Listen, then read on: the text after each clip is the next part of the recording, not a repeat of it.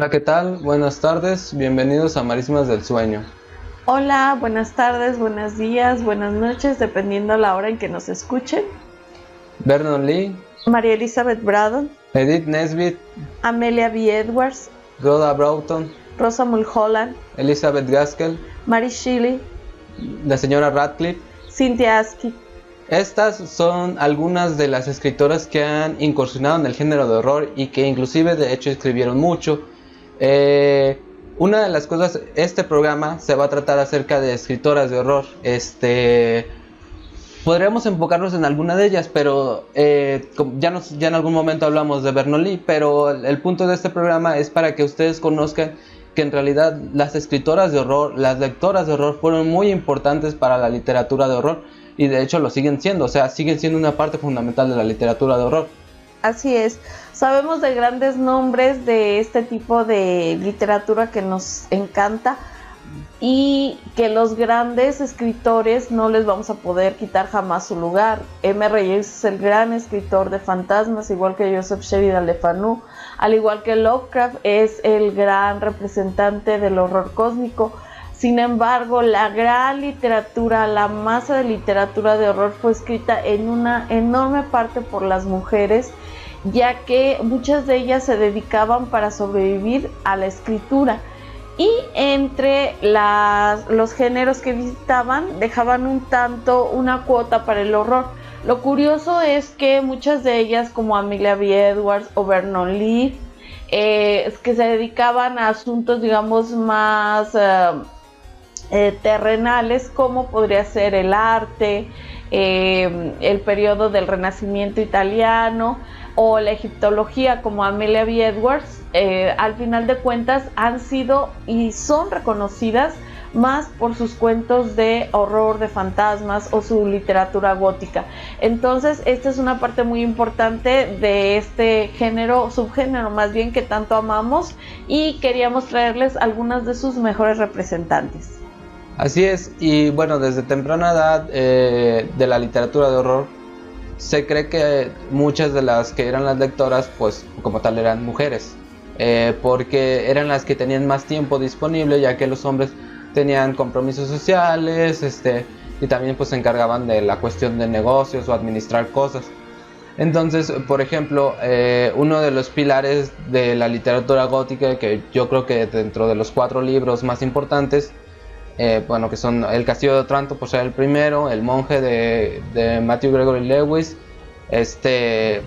el Melmo del Errabundo de Charles Maturin, y también está Los Misterios de Udolfo, que es escrito por la señora Radcliffe, que de hecho prácticamente, incluso muchos teóricos mencionan que Radcliffe es quien da como la forma total al género.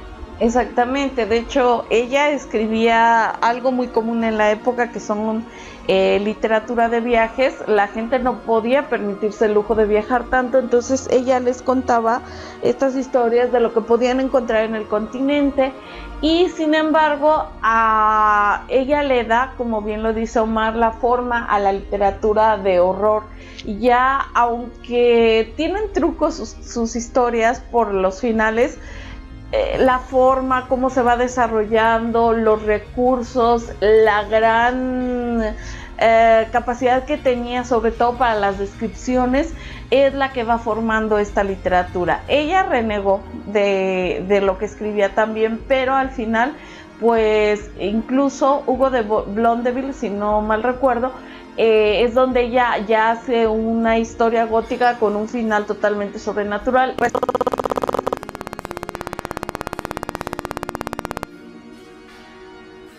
Lo hayan traducido, los finales tenían siempre una explicación racional, lo cual pues tal vez demeritaba un poco toda la historia, pero pues había que pasar mucho para llegar a Poe, que es el que le da este sentimiento ya totalmente sobrenatural y sin avergonzarse de que sea así.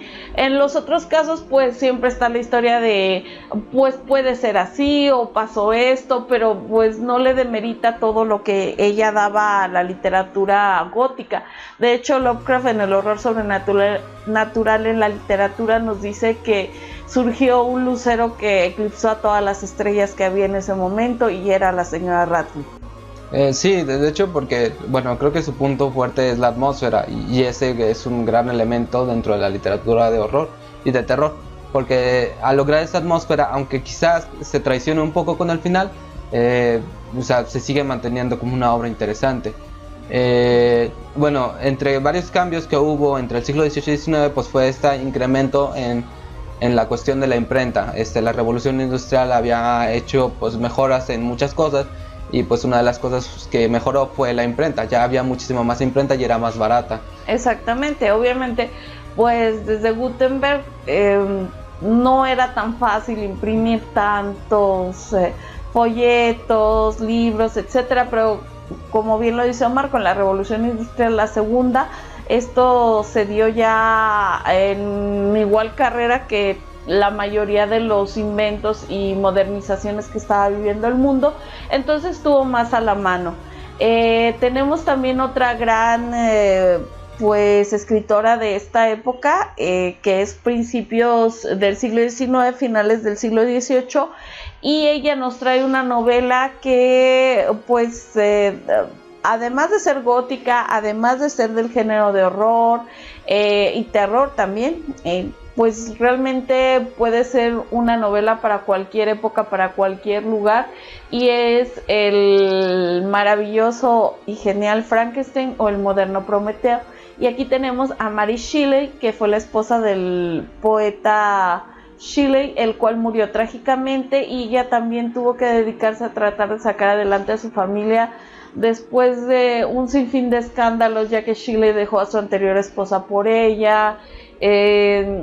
Ella, digamos, cometió el peor de los pecados en la época en la que vivió, que era acabar con su reputación, y pues vivió una vida sin fin llena de calamidades, pero creo que eso se ve muy bien reflejado en Frankenstein, ese sentimiento de ser abandonado, el no encajar en el mundo, el buscar vengarse de la persona que te hizo ser lo que eres. Es algo que se puede ver, además de muchísimas grandes escenas que la gente tiene ya entre las películas y entre la novela, pero si no la han leído se la recomendamos ampliamente. Es una novela de un extraño, un outsider, y quien haya vivido esto se podrá sentir identificado.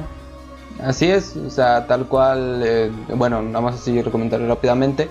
Creo que una de las formas que define mejor la novela, bueno, al personaje de la criatura de Frankenstein, es cuando él dice que al menos Lucifer tenía compañeros en su caída, pero él no tuvo a nadie. Entonces, y que realmente la obra es como pre-ciencia ficción, horror, una metáfora sobre la condición humana, muchas cosas. Es una novela muy compleja. Exactamente, por eso se dudó que lo hubiera ella escrito, pero como el mismo Lovecraft dice, aunque muchos críticos han tratado durante años de probar que las mejores partes las escribió su esposo, Percy Shelley, nadie lo ha podido comprobar. Probablemente tal vez revisó el texto, le ayudó a lo mejor en algunas cuestiones de estilo, no lo sabemos exactamente porque no sabemos cómo escribía ella y él, si era en conjunto o si permitía a cada uno que vieran sus escritos, o bueno, realmente yo no estoy así muy enterada de esto, pero de que ella lo escribió es indudable. Tiene otros muchos textos como El Mortal Inmortal o El Último Hombre, vale bastante la pena leerla. Es un estilo un poquito arcaico que pues a mucha gente a lo mejor en estos tiempos no le resulta tan fácil, pero sobre todo Frankenstein, yo siento que Frankenstein es la que tiene el lenguaje menos arcaico, que se les puede hacer menos complicado a las personas. A mí me gustó mucho El Mortal Inmortal, pero obviamente pues tiene mucho de este barroco, bueno, que se estaba haciendo ahora, este barroquismo del romanticismo, y que estaba abandonando el clasicismo, pero es súper interesante y pues honor a quien honor merece, era una gran escritora. Así es. Bueno, ya entrando más al siglo XIX, las escritoras empiezan a ser muchos. También había escritoras que escribían por ejemplo, para lo que eran los Blue Books, que eran libros de baja calidad, que no tenían como tanta revisión, y pues aquí se escribían también algunas historias góticas que pues obviamente por cuestiones, porque no daba para dar un libro, se les ponía en estos. Entonces había escritoras como Sarah Wilkinson que escribía pues breves historias góticas. No, tampoco es muy resaltable, pero es para que vean la importancia. Me parece que luego también en muchas antologías se menciona un cuento de Charlotte Bronte, que es El espectro de Napoleón o algo así, que habla de Napoleón que ve un espectro que mató, y de un hombre que mató en algún momento. Pero este cuento como que parece más anecdótico, no sé, le falta algo. Entonces sí, realmente no logra dar esta idea de horror, este miedo. De hecho, las hermanas Bronte son más conocidas por Cumbres Borrascosas y Jane Eyre, que estas sí tienen muchos tintes góticos. Las casas apartadas completamente en estos páramos, la persona encerrada en algún lugar, el ser extraordinario por lo antinatural o por un origen demasiado bizarro, espantoso, que es Heathcliff. Y en el caso de Jane Eyre, la esposa del señor Rochester, que está encerrada pero que no se sabe exactamente qué es, y que se oyen ruidos y que aparecen y que se enciende la casa y demás, pues todo esto tiene más que ver pues con esta literatura gótica. Y más que el fantasma de Napoleón, recomendaríamos Cumbres Borrascosas y Jane Eyre si les interesan las hermanas Bronte. así es. Y bueno, ya pasando yo creo que quizás otra autora, porque me parece que es un brinco muy interesante entre lo que fue, lo que fue después en el siglo XIX, la Ghost Story y lo gótico. Me parece que Elizabeth Gaskell con el cuento de la vieja niñera, me parece que es la forma en la que dijeron, ¿sabes qué? Oye, ya no podemos irnos a los castillos porque no es algo que para nosotros nos lo encontremos atrayente o similar a nuestra realidad. ¿Sabes qué? ¿Por qué no hablar de las viejas casas señoriales y las cosas que allí ocurrieron en un pasado y que vuelven? Y me parece que este cuento es el que traslada muy bien, o como, no sé, que es como el puente entre el gótico y la Ghost Story. Puede ser, de hecho, tiene muchos elementos del gótico, esta casa antigua de la cual solamente ya se usa una parte porque lo otro está en ruinas, el sonido espectral de un órgano que tienen que suena cuando hay una tormenta o cuando va a suceder una tormenta, la maldición familiar, el tabú que regresa por un hecho espeluznante del pasado y que se quiere volver a repetir. Entonces sí, de hecho este cuento, que es bastante interesante, muy muy bueno, lo escribió Gaskell a petición de Charles Dickens para estas historias que tenía de cuentos de Navidad. Entonces precisamente la época y todo es en estos momentos en invierno cuando sucede todo eso. Sí, de hecho, bueno, ya hablamos de los cuentos de fantasmas y la tradición de contarlos en Navidad. Por si les interesa, pueden revisar nuestro video donde hablamos de eso. Y sí, de hecho también yo creo que de otra forma, pero está la doncella en peligro, está el villano que es de ascendencia noble. Entonces sí creo que ahí hay muchos elementos y que están muy del gótico, pero trasladados a un ambiente, digamos, más natural para el inglés de esta época, que son estas antiguas casas señoriales. Esto pasa, si mal no recuerdo, en Northumberland, que es la parte más al norte que hay en Inglaterra, en el noroeste. Entonces las nevadas, las ventiscas, quedarse incomunicados por incluso días o meses, era más de este tipo de lugares. Y bueno, ya como lo mencionaba Gaby, con esta parte de, bueno, una parte, la tradición de contar cuentos de fantasmas en Navidad, esta parte de que la imprenta ya imprimía mucho, había muchas revistas. Entonces aquí surgen muchísimas autoras que escriben para revistas. Entonces, por ejemplo, tenemos a Margaret Oliphant con su clásico La Puerta Abierta. Tenemos a Edith Nesbit con, bueno, su cuento más clásico sería de mármol en tamaño natural, pero tiene otros cuentos muy buenos, me parece que unos hasta de humor negro muy fuerte, pero bueno, por ejemplo, yo recomendaría El Marco de Ébano, lo leí hace poco y me parece una genialidad.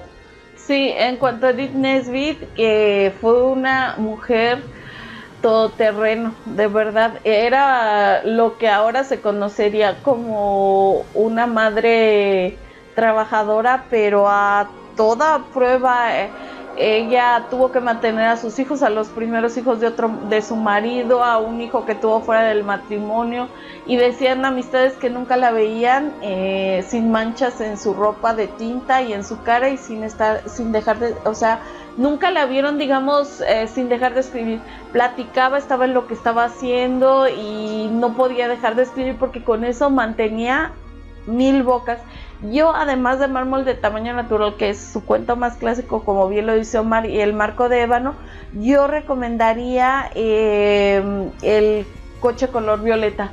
Es un cuento que me sorprendió, la verdad, no me esperaba que contaran así la historia, y de hecho a quien le guste Stephen King y sus cuentos de carros extraños como Christine o como el Buick 911 o algo así, 810, no me acuerdo, pero es una novela más reciente que hizo sobre un carro fantasma, no fantasma, sino un carro extraño, fantástico. ¿El Buick? Ajá, el Buick, pero no recuerdo, tiene un número. Bueno, este cuento del coche color violeta creo yo que es su antecedente directo. Así es, bueno, también, bueno, ya lo he mencionado yo mucho, creo, yo soy así como fan ferviente de Vernon Lee, si quieren, busquen, vean nuestro video donde hablamos de Vernon Lee, ahí hablamos más de detalle, pues, no, yo creo que los que menciono siempre, La Aventura de Winthrop, Amok Dugg, El Amante Fantasma, me parece que son cuentos de la más alta calidad en la literatura y son cuentos de fantasma. Sí, pues, totalmente. Si a ustedes les gusta todo esto que tiene que ver con el Renacimiento italiano, quieren saber realmente un poco de cómo era la cuestión artística en esta época, pues leer a Vernon Lee, o sea, ahí se van a enterar de muchísimas cosas y es una guía completa de arte esta mujer. En cuanto a Margaret Oliphant, que ya la mencionó Omar hace poquito, es también una gran escritora, otra mujer que también se dedicó a la escritura al 100% para poder sobrevivir ella y sus hijos, y entre las muchas cosas que escribía hizo algunos de los mejores cuentos de fantasmas, por lo menos La Puerta Abierta.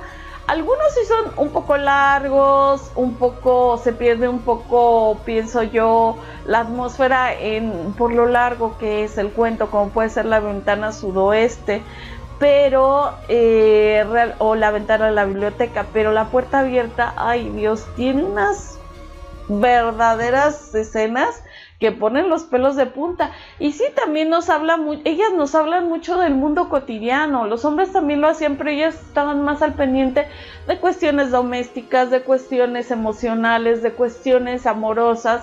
¿Por qué? Porque aparte de todo que se echaban el mundo encima literal para sacar adelante a su familia, tenía mucho que ver con estos sentimientos amorosos, cálidos, maternales, entre otras muchas cosas. No digo que eso nada más se hicieran, sino que eran temas muy usados. Por ejemplo, en Margaret Oliphant, imagínense lo que es en La Puerta Abierta tener compasión de un fantasma que busca a su mamá, que es otro fantasma, pero que ya no está en contacto con él. O sea, tenerle esa compasión a ese ser que pues está todavía penando aquí por su madre, es algo de verdad muy, muy conmovedor. Uh-huh. Y aparte de que hace insinuaciones, por ejemplo, a ciertas cosas que los hombres no debían de ser, como por ejemplo en El Hijo, que ser demasiado sensible o ser demasiado sentimental estaba mal visto para un hombre. Y bueno, también hablando de Margaret Oliphant, tiene una novela muy extraña, que es La Ciudad Asediada. Es una novela muy extraña de fantasmas, pero muy, muy extraña. Sí, fantasmas que llegan y se apoderan de una ciudad. O sea, imagínense lo que es eso. La gente se tiene que ir porque ellos llegan y se apoderan de la ciudad. No sé, igual no es el tema zombie ni nada, pero sí es algo que después vamos a ver mucho en todas estas cuestiones apocalípticas de ciudades que se quedan solas o ciudades que son arrasadas por los muertos. Pues aquí sería un antecedente. Así es. También tenemos a María Elizabeth Braddon, que a mí me parece que ella, a pesar bueno, no todas mezclan esta parte de la cuestión de la sociedad, también de repente hay como un reclamo a la sociedad por su posición. De hecho, muchas de las escritoras apoyaron los movimientos sufragistas. Ajá, y el movimiento para los derechos de las mujeres, ellas lo sabían porque lo vivían a diario. María Elizabeth Braddon fue otra mujer que se partió el alma escribiendo para salir adelante y cuidar de su familia, y cuando decimos a esto se dedicaban, es que a esto se dedicaban día y noche. Escribían ensayos, escribían en periódicos, escribían en revistas, hacían historias de viajes, sobre todo Nesbit es muy reconocida todavía por sus historias para niños. De hecho, era lo que más hacía, a eso se dedicaba, a la literatura infantil, que ustedes saben que es punto y aparte en Inglaterra. Allá tienen esta literatura infantil, pero del más alto nivel desde hace muchísimos años, y Edith Nesbit era una de las más grandes exponentes. En el caso de Braddon también, ella incluso habla mucho, siempre está la cuestión del adulterio, de maridos vígamos, de personas que engañan a sus parejas y demás, porque ella vivió algo así. Ella,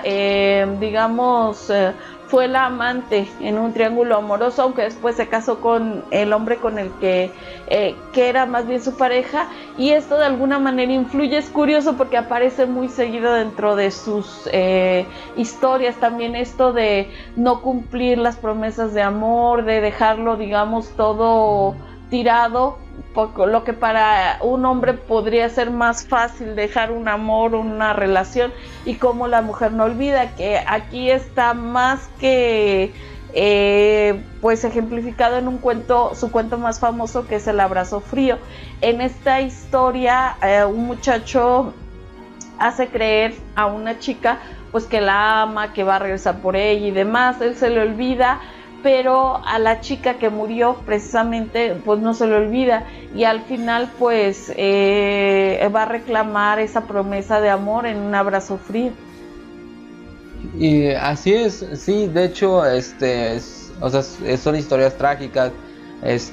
También, por ejemplo, en la abadía de Crichton, este papel de la mujer, por ejemplo, que tiene que salir de su país porque como pertenece a un cierto un cierto rango, no puede trabajar de institutriz porque está mal visto. Entonces, o señorita de compañía, o lo podían hacer si viajaban al continente a hacerlo, etcétera.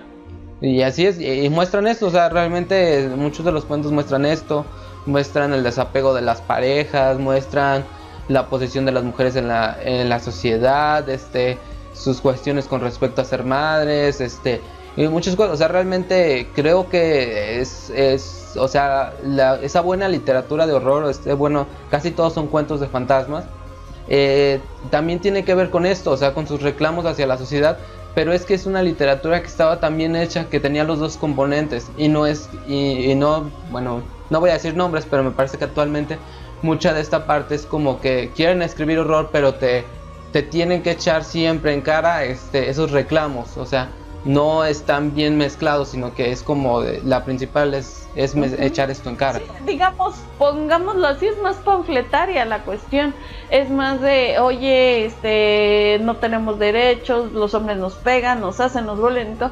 Yo no digo que no, al contrario, la violencia contra la mujer y la falta de derechos es pasmosa, pero decide qué es lo que quieres hacer. Desde mi punto de vista, quieres hacer un panfleto, quieres hacer folletos donde quieras defender esto, perfecto, pero si quieres meterlo en tu literatura, ten cuidado en cómo lo haces, que fue lo que estas mujeres hicieron. O sea, realmente tú lees el cuento y después de una lectura bien hecha, 2, 3, vas encontrando muchas cosas. Entonces, no, de verdad, o sea, estas mujeres, les decimos, pocas eran las que vivían para escribir nada más o escribían por gusto. Estas mujeres escribían porque se tenían que alimentar de esto y alimentar a sus seres queridos de esta habilidad tan grande que tenían. No era hay un día, ay no, yo no escribo hoy ni escribo mañana y un mes tampoco porque ya me aburrí, no, o sea, realmente de esto vivían, sufrieron mucho, tuvieron infancias, muchas de ellas muy tremendas, o si no, después en su vida no les fue tan bien. Entonces ellas supieron poner estas ideas dentro de su literatura, pero de una manera sutil, muy interesante, y que les digo, una lectura, otra lectura, otra lectura, y vas encontrando y encontrando cosas. Así es, pues sí, también eso fue lo que hicieron, o sea, realmente, y yo creo que es eso, porque incluso, bueno, y me voy a brincar un poquito nada más para hacer esta aclaración. Por ejemplo, en México también hubo autoras que escribieron de horror. Por ejemplo, Guadalupe Dueñas tiene un cuento muy bueno que es una metáfora acerca del acoso en la calle, pero está tan bien hecho que entiendes eso y entiendes el valor literario. Entonces eso es lo que, bueno, yo al menos como lector eso espero. Sí, también pues qué más caso que tenemos ahí también a nuestra maravillosa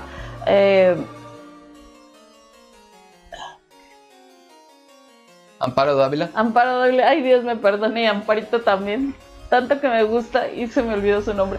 Amparo Dávila, la cual pues nos trae este cuento que ahora no solo soy yo, mucha gente lo está oyendo, aunque no se debe minimizar nada más en eso, como esta cuestión del machismo tan fuerte, tan terrible sobre las mujeres y los niños que ejercía un hombre en su casa y que está representada a lo mejor por la figura del huésped, que yo no digo que el huésped no exista, existe, y hace la vida de cuadros a todos los que viven ahí y es capaz de matar y demás, o sea, existe, ahí está, pero de todas maneras es una sombra, y esta sombra es la sombra, también se puede ver tan terrible del machismo. Entonces se puede, claro que se puede, pero no solo debe ser ese el fin, creemos nosotros. Ajá, así es, o sea, realmente, pues sí, o sea, es que una cosa es un panfleto y otra cosa es un cuento. Entonces, si tu cuento va a parecer un panfleto, pues probablemente va a perder valor como cuento. Uh-huh. Pues también tenemos en el siglo XIX, como ya lo había dicho Gaby, una que también incursionó en la egiptología, que escribía libros de viajes. Ella era una señora muy rica, entonces no necesitaba escribir para vivir. Y nos referimos a Amelia B. Edwards. Sí, de hecho, ella actualmente es reconocidísima por todo lo que descubrió en cuanto a la arqueología egipcia. Ella fue uno de tantos arqueólogos que estuvo ahí en Egipto, pero no era de un rato, no era de un mes, o sea, ella se podía quedar temporadas larguísimas. Descubrió muchas cosas y está muy reconocida por todo este trabajo, pero además de los libros de viaje y todo lo que les comentamos, ella hizo algunos de los, para mi gusto, mejores cuentos de fantasmas. Por ejemplo, El carruaje fantasma, ay Dios mío, qué chulada, qué maravilla, es para mí uno de los cuentos de fantasmas más perfectos. El carruaje extraño, que cayó un día en un barranco, pero que vuelve a andar junto con todos sus ocupantes, y que un hombre bastante ingenuo no vuelve, sino que toma el lugar que quedó ahí vacío de uno de los personajes que ya no está. No, realmente es un cuento maravilloso. Y tiene otros muchos, la historia de Salomé, es una historia tan tierna, tan dulce, tan triste. Muy triste, muy triste, y pues nos cuenta cómo era Venecia, algunas de las islas que están a su alrededor, porque no solo es Venecia, está dentro de este lago, pero hay muchas otras, está Lido y están muchas más. Entonces te dice incluso dónde hay una isla que es un cementerio y que simple y sencillamente servía para cementerio. Es una historia preciosa, entre muchas otras. Lean a Amelia B. Edwards, se las recomendamos. Ajá, también está La historia del ingeniero, que también es otra historia triste, que también sucede me parece que también en Italia, si no me equivoco. También bueno, es que realmente son muchísimas, pero aquí nada más mencionamos algunas. Rhoda Broughton, Rosa Mulholland, en el caso de Rosa Mulholland, como que toma las historias de leyendas y me parece que ella era de Irlanda, entonces hace un poco como lo que hizo Era sobrina de Sheridan Le Fanu. Ok, gracias, de Irlanda. Toma como que esta parte de las leyendas, igual que Sheridan Le Fanu, y las traslada, porque al final, recuerden, muchas veces las leyendas se pierden si no hay como registro escrito. Entonces ella lo que hace, su cuento más famoso creo que es el de No administrar antes de dormir, que me parece que es como una historia en que entremezcla un poco de brujería, como lo que aquí le decimos que son lo de el amarre de las brujas. Entonces esa sería. Sí, y aquí también pues podemos ver como un hombre que no tiene habilidades sociales, ni habilidades para el amor, ni para el coqueteo, ni para nadie, simplemente lo que quiere es aplicar su voluntad a una persona, sin importarle si la persona lo quiere, lo acepta, le gusta, no, él simplemente dice, me gusta, yo la quiero y le voy a hacer lo que yo quiera, tal vez no de la manera tan brutal que sería como una violación o quererse imponer completamente sobre ella, sino que él trata a través de este elixir de tener su voluntad, y las cosas pues terminan verdaderamente mal. Tenemos también por ahí entre estas autoras otro cuento que se llama La verdad, toda la verdad y nada más que la verdad, en donde hablan de un piso embrujado, pero ya es finales del siglo XIX, el decadentismo y demás, y en este tono así desenfadado, gracioso, unas amigas que andan buscando un lugar donde una de las amigas y su esposo puedan estar una temporada, encuentran un departamento precioso, no entienden por qué nadie lo alquila, no entienden por qué es tan barato, hasta que se enteran de una habitación en específico, que esta habitación causa desastres, o la gente muere o algo pasa, nadie te lo puede decir porque nadie ha sobrevivido para contarlo, y ellos lo cuentan hasta con risa, con desenfadas, como de, ay, qué bien, la casa viene con un fantasma, es que yo no la quisiera si no viniera sin fantasma. Y es que esto era algo típico de la literatura de eso, porque, o sea, recuerden que es cuando también surge el positivismo. Entonces está esta cuestión de, es que creer en fantasmas, creer en lo sobrenatural, pues era un poco motivo de burla. Sí, aquí así lo ven literalmente, incluso bueno, ahí tenemos el fantasma de Canterville de Oscar Wilde. Es una ridiculización no solo lo de la literatura de fantasmas, sino del gótico, aunque con unos buenos tintes al final muy interesantes. Pero pues era esta cuestión de que mucha gente quería comprar no solo el castillo o esta casa bonita o esta casa antigua o incluso este departamento nada más, sino que quería que trajera así como su cuota de curiosidad, que era el fantasma. Pero pues realmente dice por ahí un dicho, ten cuidado con lo que pides porque se te puede conceder. Y las consecuencias que eso puede traer. Pues sí, o sea, es muy interesante, y aquí también creo que era muy interesante que nunca hay una esclarización de qué sucede, o sea, simplemente pasa y ya, y no se puede remediar, y creo que eso también es muy bueno porque te deja con un sentimiento de incertidumbre y de amenaza. Sí, y también de culpabilidad, porque aunque se lo tomaron a risa, parecía que era una tontería, al final de cuentas lo que sucedió les acaba cobrando factura y muy fuertemente. También entre otra de las autoras interesantes que queremos mencionarle está Cynthia Asquith. Ella es un caso muy especial porque aparte de que fue recopiladora y antologista de muchas historias de horror, fue la secretaria de J.M. Barrie. Él, no sé si le suena el nombre, fue el creador de Peter Pan. También tenía unas historias de fantasmas, pero muy dulces, muy suaves. La verdad no estaban hechas como para asustar a la gente. y Askit, que fue una persona totalmente leal a él. Ella sí se dedicó a escribir literatura de fantasmas, pero con un componente como más de horror. Ella tiene un cuento muy interesante que se llama La compañera de juegos. Este cuento, pues, no sé si les habíamos platicado en historias pasadas, en programas pasados, pero creo que sí. Este tema de la venganza sobrenatural, sobre todo de seres que parecen los más los más desvalidos de todos, como son los niños, las mujeres, regresan por este medio que es la literatura de horror a tomar una venganza que a mí me suena a veces más a una justicia, que es lo que ocurre aquí en La compañera de juegos, en donde una casa señorial hermosísima, por lo que nos cuentan, fue motivo de discordia, aunque no de manera aparente, entre dos hermanos.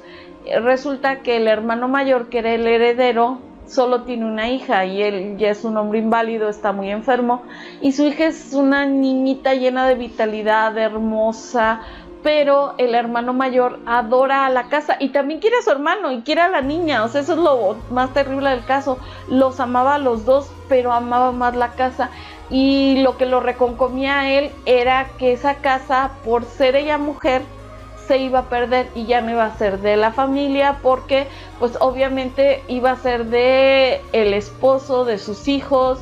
Es decir, iba a cambiar no solo el apellido, sino, digamos, ya no iba a estar en manos de la familia original. Entonces este hombre hace una cosa horrible, deja morir a la niña. Y bueno, no es una, ¿qué les puedo decir? No es un spoiler porque te lo dicen casi desde el inicio. Y tiene que volver a la casa, y vuelve con su hija, que es casi una copia exacta de la otra niña. Tal pareciera que la niña volvió a nacer ahí.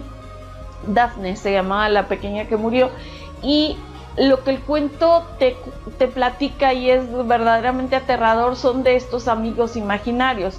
¿Cuántos niños no han tenido amigos imaginarios? Pero esta niña tiene una amiga imaginaria que en verdad a sus papás ya los tiene bastante asustados, porque esta amiga la hace hacer cosas peligrosas, raras, y sobre todo la niña se endiosa con esta compañerita de juegos, la quiere incluso a veces más que sus papás, y nos vamos dando cuenta a través de todo lo que nos va contando la historia de que es más o menos lo que pretende la pequeña. De hecho, esta es una historia completamente circular, termina donde empieza. Entonces es muy interesante, se les recomiendo verdaderamente, para que vean realmente que esos seres, los más desvalidos, pues a lo mejor en esta vida no tendrán justicia, pero en la otra ellos mismos se pueden tomar en sus propias y pequeñas manos su justicia. Así es, de hecho, bueno, hasta ahorita solo hemos mencionado autoras inglesas, bueno, británicas, pero también, como fue algo que se transmitió, están, por ejemplo, en Estados Unidos Edith Wharton, que tiene también estos cuentos como Careful, después Los Ojos, también Mary Wilkins Freeman, que escribe quizás uno de los cuentos más interesantes de vampirismo psíquico, que es Luella Miller. Obviamente también ya cuando pasa el siglo XX se meten más autoras, como por ejemplo está Catherine L. Moore, que se casaría con Henry Kuttner, que era parte del círculo de Lovecraft, y que después escribirían siempre en pareja esas historias de tanto de ciencia ficción como de horror. Sí, y tenemos a Celia Bishop y a varias de las colaboradoras femeninas de Lovecraft, con las cuales, con algunas incluso ahí parecía que andaba romanceando. Pero tenemos, bueno, ya yo creo que ya para cerrar, hay una autora muy interesante, se llama Mary Elizabeth Councilman. Ella, muchos de sus cuentos son muy con la figura de la madre, que es esta figura tan protectora, que está incluso por encima de la muerte. Tenemos cuentos como Mamá o como Los Indeseados, que verdaderas maravillas, de verdad. Si pueden, léanla, es una de las autoras más conmovedoras.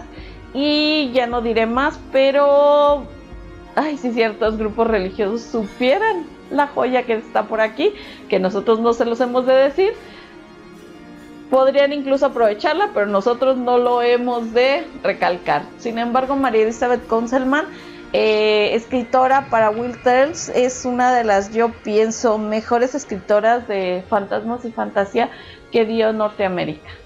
Sí, de hecho, creo que ese cuento es Los Indeseados. Me parece, si no me equivoco, que en algún punto dijeron que era el cuento más tierno que se había escrito en la Weird Tales. Sí, definitivamente. Es un cuento que, ay no, Dios mío, rompe el corazón. Es tan hermoso y realmente no está hecho para eso. O sea, bueno, sí y no.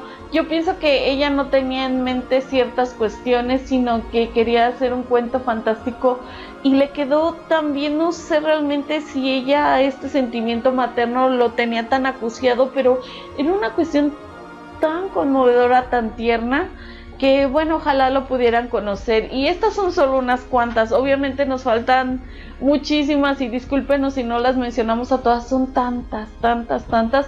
Y hay algo que yo siempre le digo a Omar y se lo repito y aquí lo vuelvo a reafirmar.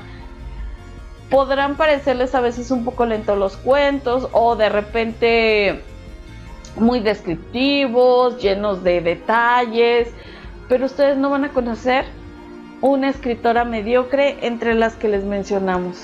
No, jamás. Podrían ser cuentos, a lo mejor les repito, un poco largos, incluso un poquito aburridos, o podría ser un modo, un estilo, una escritura a la cual no estén tan acostumbrados.